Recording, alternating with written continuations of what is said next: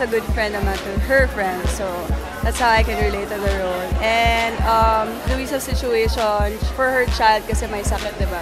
Kailangan niya talaga ng money. So, although I choose love, I wouldn't judge anyone who choose money over love. Saan makahalikan si Mai? Okay naman po. Ano okay lang, pero okay lang. Ang hirap sagutin. Sobrang daling katrabaho. Parang minsan nga hindi na ako masyado nag-prepare sa scene. Kasi pag ginagawa na niya, parang totoo na rin lumalabas sa akin. Yun yung masarap sa soap namin. Parang puro ano sila puro veterano sila. So, parang ang gagaling. Sa akin naman, kung ano yung role na binigay sa akin, yun yung pinaghandaan ko. For example, ngayon, yun yung binigay sa akin na role. Yun yung pinaghandaan ko, kaya ganun yung mga posts ko sa Instagram. May sabi ko nga, ang pag-arte, kasama talaga yung katawan ko. Paano ka sasabihin, Ivan, yung role ko ngayon, kung hindi maganda yung katawan.